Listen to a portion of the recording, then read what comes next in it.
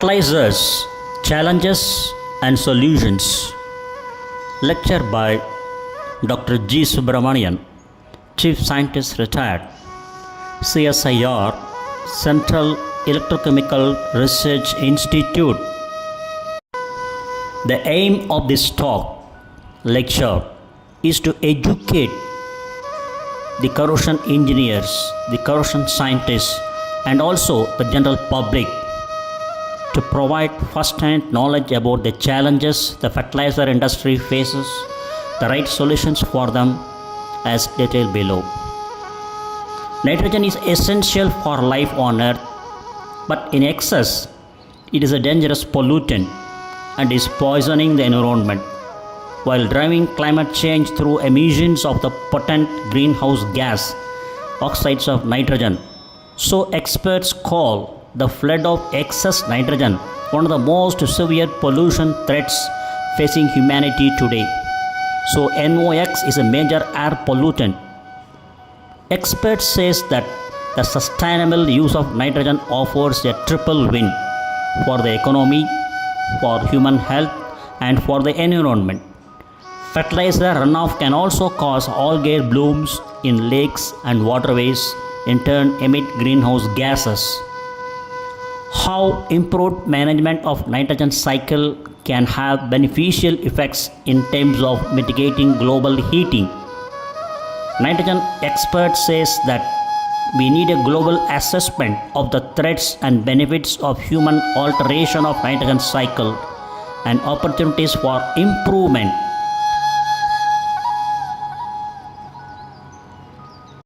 Now let us commence the lecture of today's talk.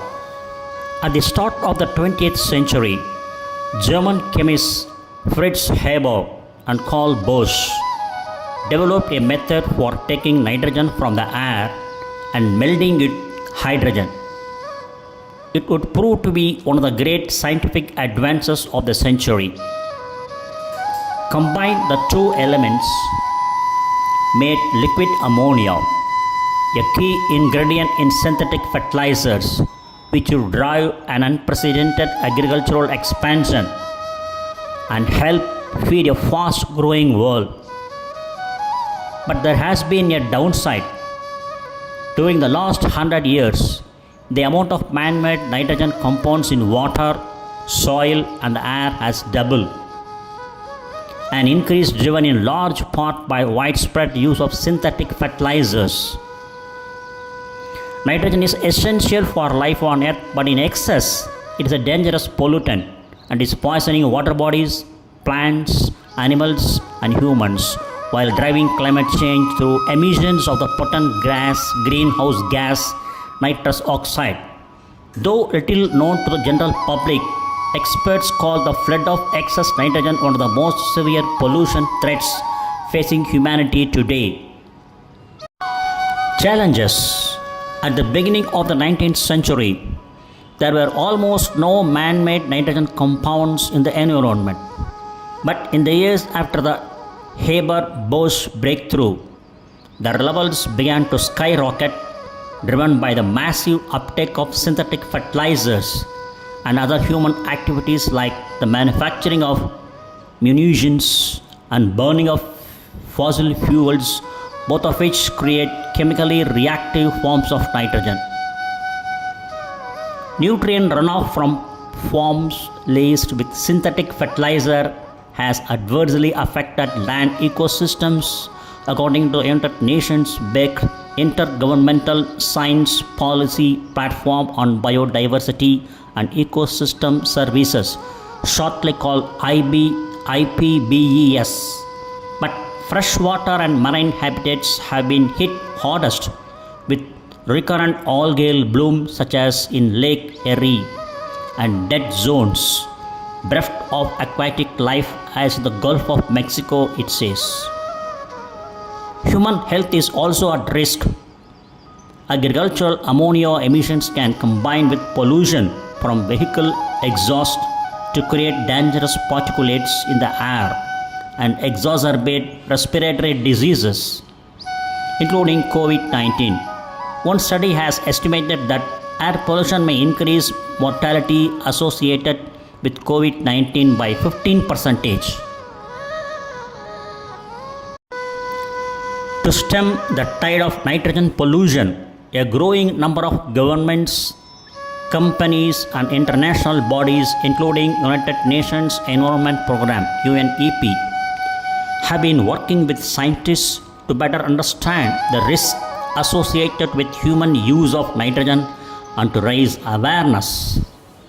To that end, almost exactly a year ago, United Nations member states endorsed a Colombo Declaration on Sustainable Nitrogen Environment Management, which sets an ambition to halve nitrogen waste from all sources by 2030.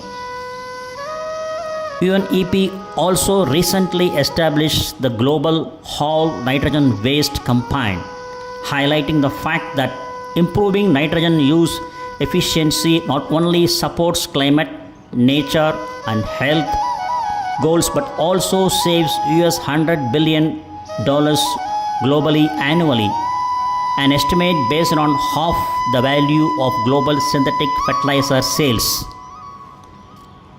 The sustainable use of nitrogen offers a triple win for the economy, for human health and for the environment, as told by Susan Gardner, Director UNEP Ecosystems Division. Solutions. Globally, synthetic fertilizers are behind the bulk of global food production and they are especially important in developing countries that experts say will make a transition away from them challenging. However, initiatives to stake out a more sustainable way of growing food are plentiful. A recent study from the Soil Association, a United Kingdom-based charity and advocate of organic farming, calls for much greater attention to nitrous oxide emissions in global greenhouse gas accounting.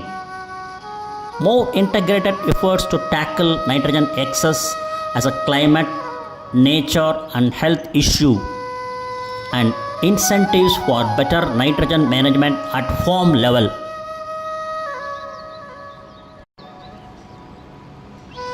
But organic farming methods are not the only example of sustainable nutrient management.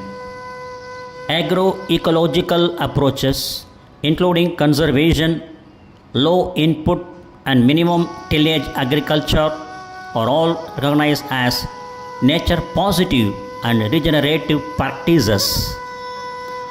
From farm to fork, 80% of nitrogen is wasted and lost to the environment, according to a study by Center for Ecology and Hydrology in the United Kingdom. More efficient use of animal manure and greater use in relations of nitrogen fixing crops such as legumes, which convert nitrogen from the air into a form that is biologically useful, will be crucial to replace synthetic nitrogen as part of the process of rebuilding soil fertility. What are nitrogen fixing plants? Nitrogen fixing plants have partner bacteria in their roots able to grab dinitrogen, that is N2, out of the atmosphere. They convert the nitrogen molecule into ammonia, NH3, which the plant can use to make protein, amino acids and DNA. Only a few plants can achieve this amazing trick, like the pea family legumes and the floating fern azolla. Where the availability of manure is limited, these plants become very important in farming systems aiming to avoid synthetic nitrogen fertilizers. There is consensus that everyone should be using manure and urine better, says Mark Sutton, a lead author of the study. Simple actions include putting a lid on the manure tank, which stops ammonia being lost to air. If you can smell your manure, it means you are wasting it to the atmosphere, he says.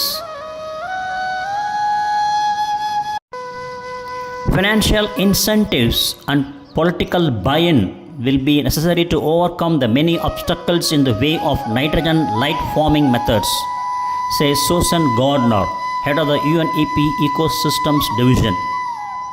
But the bottom line remains we need to dramatically reduce the quantity of reactive nitrogen being released into the environment from all sources, especially from synthetic fertilizers, which represent one of the biggest nitrogen flows.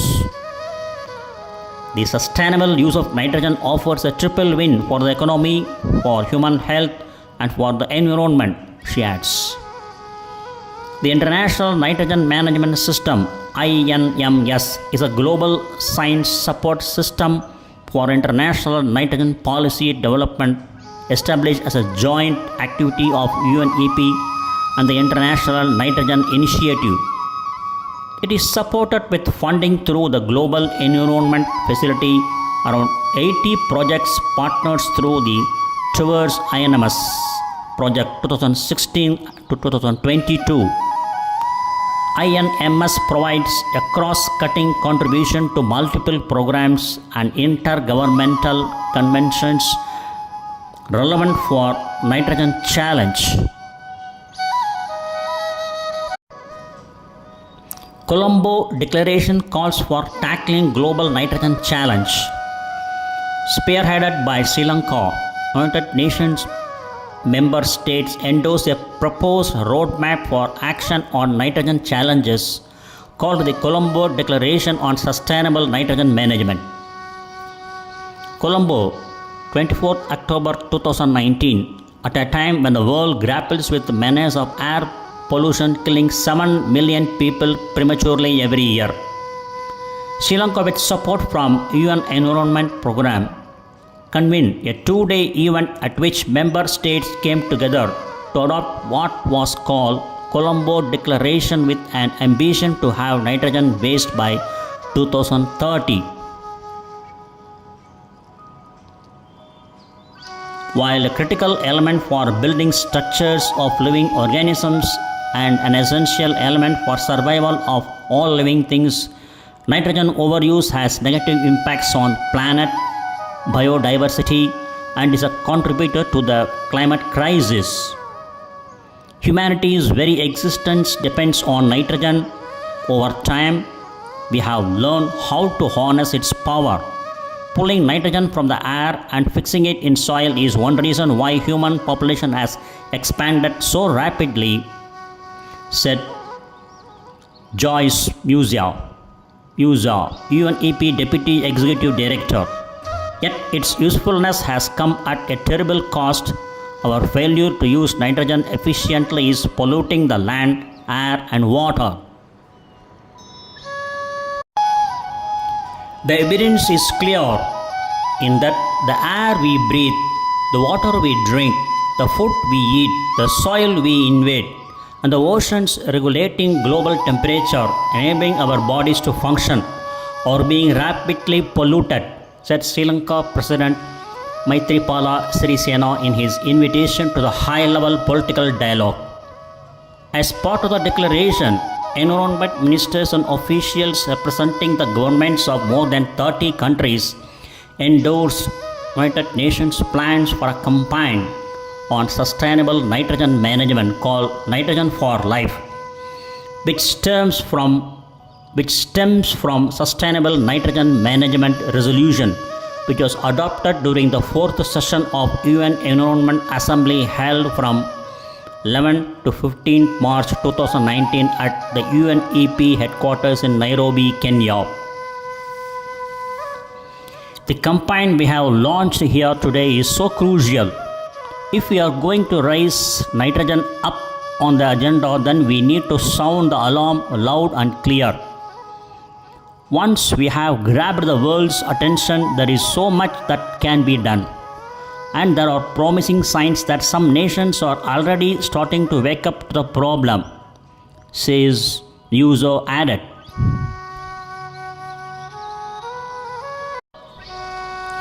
Member states recognize the urgency of addressing nitrogen management in meeting biodiversity goals, while offering huge economic opportunities in reducing reactive nitrogen.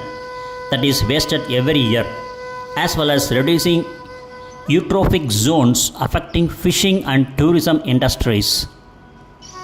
The Colombo Declaration was developed with technical support of International Nitrogen Management System (INMS), a joint activity of the UNEP and the International Nitrogen Initiative supported by Global Environment Facility. It is a historic moment for planet Earth. For the first time, governments have agreed to work together on a major quantitative global goal for improved nitrogen management, said Professor Mark Sutton, INMS Project Director. The aspiration to halve nitrogen waste by 2030 offers $100 billion opportunity to mobilize innovation for nitrogen circular economy while contributing to environment, health, and livelihoods. The Colombo Declaration calls upon UN agencies, other international organizations, development partners, philanthropic agencies, academic and civil society organizations to support its implementation. It further urges countries to conduct a comprehensive assessment on nitrogen cycling covering policy, implementation, regulation, and scientific aspects at national level, plus sensitize the citizens to understand the natural nitrogen cycle and how human impacts alter its balance. Why nitrogen management is key for climate change mitigation. The environmental interest in nitrogen, an essential component of the air we breathe, focuses on the conversion of nitrogen into other chemically reactive forms. Some are vital for life itself and some cause costly and dangerous nitrogen pollution. Altogether, humans are producing a cocktail of reactive nitrogen that threatens health, climate, and ecosystems, making nitrogen one of the most important pollution issues facing humanity. The 2018-2019 Frontiers report warns, yet the scale of problem remains largely unknown and unacknowledged outside scientific circles. The European Nitrogen Assessment identified 5 key threats of nitrogen pollution: water quality, air quality, greenhouse gas balance, ecosystems, and biodiversity. Growing demand on agriculture, transport, industry, and energy sectors has led to a sharp growth in the levels of nitrogen pollution and related greenhouse gas emissions. Nitrous oxide (N2O) from industry and combustion, for example, is 300 times more powerful than carbon dioxide as a greenhouse gas. Human nitrogen additions to the soil in the form of fertilizers reinforce the greenhouse effect. Around 60% of nitrous oxide is emitted from fertilizer fields, manures, and other agricultural sources, says Mahesh Pradhan, a nutrient pollution expert with the UN Environment Program. Fertilizer runoff can also cause algal blooms in lakes and waterways. Algal blooms emit greenhouse gases. Fossil fuel and biomass combustion processes release nitric oxide (NO) and nitrogen dioxide (NO2), collectively called NOx. While major efforts have been made to reduce NOx from vehicles and energy generation, emissions are still escalating in rapidly developing parts of the world. NOx is an indirect greenhouse gas because the deposition of the emitted NOx results in otherwise natural ecosystems emitting more nitrous oxide. This image gives a view of a coal-fired power station in Wyoming, USA. It's an illustration that how the industry, fossil fuel combustion, is a major source of nitrous oxide, a potent greenhouse gas. So this is a threat to air, severe air pollution. It is just the same with ammonia emissions from agriculture, which ultimately reach natural ecosystems, further increasing emissions of the greenhouse gas nitrous oxide while degrading the biodiversity, says Mark Sutton, an international expert on nitrogen at the United Kingdom Centre for Ecology and Hydrology in Edinburgh, Scotland. Ammonia reacts with the products of NOx to form secondary particulate matter, that is PM2.5. The resulting PM2.5 actually has a cooling effect on climate as it scatters light and promotes cloud formation. We cannot count on this effect. However, because of the adverse effects of PM2.5 on human health, which exacerbate respiratory and coronary diseases, says Sutton. While relatively little research has been done specifically on how improved management of nitrogen cycle can have beneficial effects in terms of mitigating global heating, experts believe practical steps are possible. There are multiple pollution threats resulting from anthropogenic reactive nitrogen, with adverse effects on the terrestrial freshwater and marine environment contributing to air pollution and greenhouse gas emissions, says Sutton. What is needed now is practical policies, and Scotland in the United Kingdom is one of the small number of countries taking up the challenge, he adds. Scotland is one of the first countries to include a nitrogen budget in its 2019 climate change bill, says Steve Jarvis, senior policy officer with Nourish Scotland, a charity that has been raising awareness on this issue. The bill's goal is to reduce Scotland's net greenhouse gas emissions to net zero by 2045. Attitudes to nitrogen use in Scotland are changing as stakeholders realize its wider impacts. Nitrous oxide made up to 7.9% of Scotland's greenhouse gas emissions in 2017, 81% of which is from agriculture. Half of the nitrogen applied in Scotland is being lost to wider environment because it is unused. This is a waste of resources and farmers' money. According to IPBES, in Scotland, nitrogen-related emissions have not changed much since 2007, which shows that purely voluntary policies are not enough to create change. He believes that trust is key. Trust in individuals, the science and the desired outcomes, not just to tick boxes. Individuals are really important too. There needs to be passion for the subject and to do what is right, not what is easy. He also advocates for the use of existing coalitions or organizations because there will already be trust there. A key message is that diffuse pollution is a loss to the system. Farmers want to be seen to be good at what they do. They do not want to be losing nutrients and money unnecessarily. Recognizing the importance and limitations of nitrogen to our agriculture and environmental systems is crucial for the success of our farmers and to combat climate change, says IPBES. Change is always difficult, but if you have the science and the will and finally trust in the policies, it can make for real change. But it does take time. Pressure also needs to come from a variety of places. Many of the actors involved in change in Scotland came from different places with a common goal. The bigger the variety of actors with a simple message, the greater the chance of success, she says.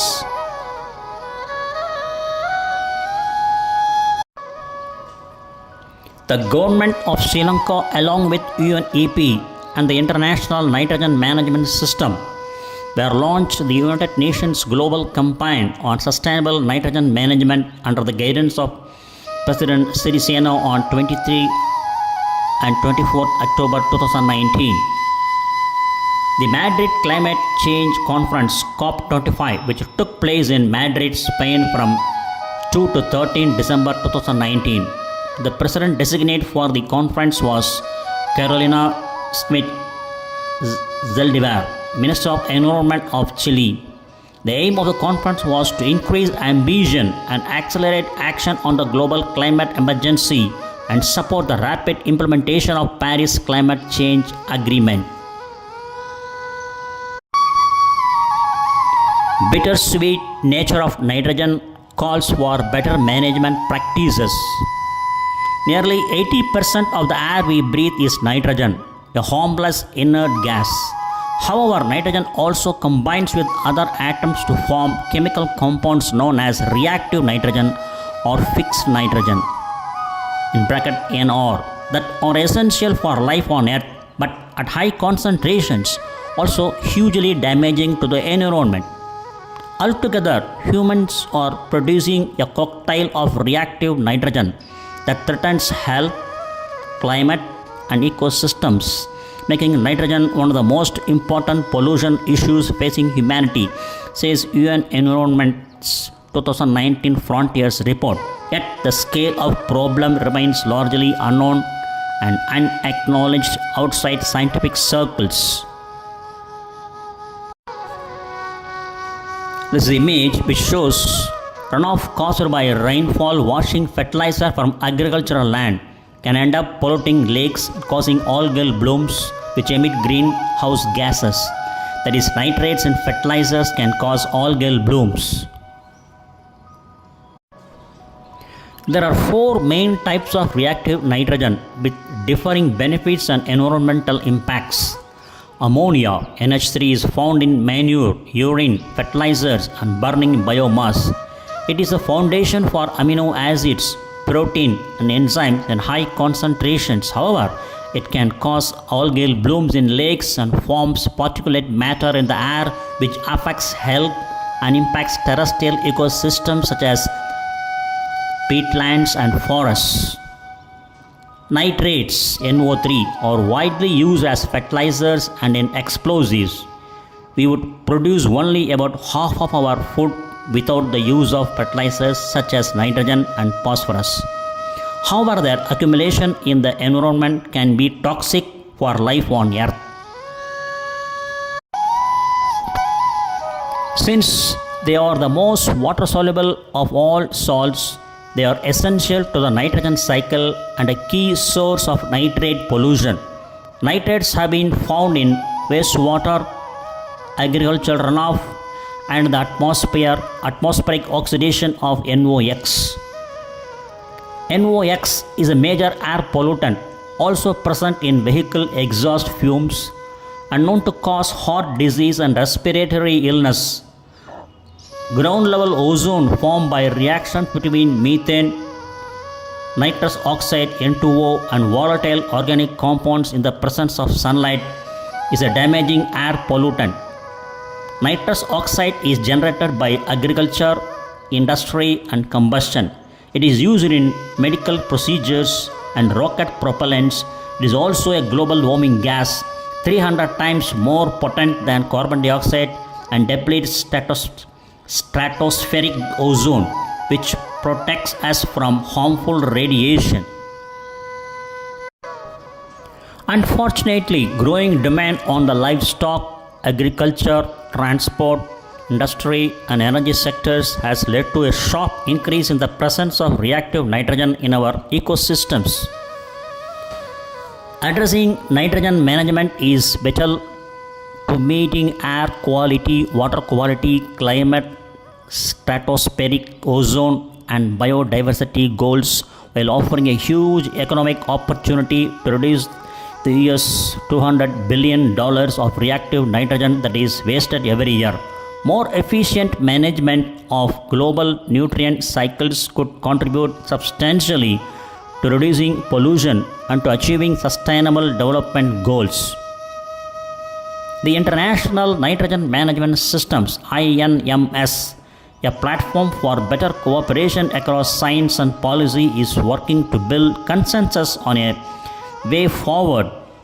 Led by UN Environment, the International Nitrogen Management System is a collaborative effort of the Center for Ecology and Hydrology and the International Nitrogen Initiative with funding support from Global Environment Facility GEF and the Global Challenges Research Fund of the United Kingdom, along with project contributions from project partners across the globe. We need joined up thinking on mitigation and adaptation options and strategies linked to the circular economy. To help with this, we need a global assessment of the threats and benefits of the human alteration of the nitrogen cycle and the opportunities for improvement, says nitrogen expert Mark Southern, UN Environment's Director for Joint Global Environment Facility and International Nitrogen Management System Project, and an environment physicist at the Center for Ecology and Hydrology.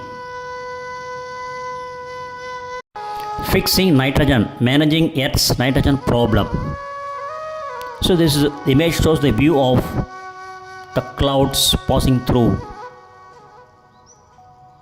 Nitrogen makes up 78% of Earth's atmosphere and is converted by humans for many different uses.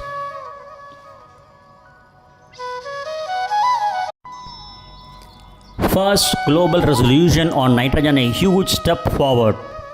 At the 4th UN Environment Assembly in March 2019, member states approved the first ever global resolution on nitrogen, calling on UN Environment's Executive Director to consider the options to facilitate better coordination of the policies across the global nitrogen cycle at the national, regional and global levels, including consideration of the case to establish an intergovernmental coordination mechanism on nitrogen policies.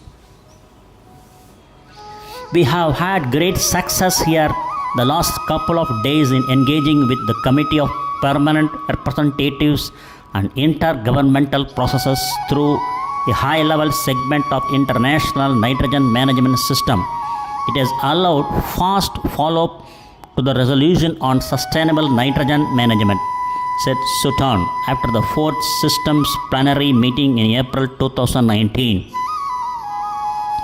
Altogether, this now provides an excellent basis to move the global agenda forward to tackle this menace to the health of our air, land, water and oceans, says UN Environment Nutrient Pollution expert Christopher Cox. We have been working on drafting a report to support the next steps on implementing the nitrogen resolution and will also be developing further recommendations for the Committee of Permanent Representatives annual meeting in October.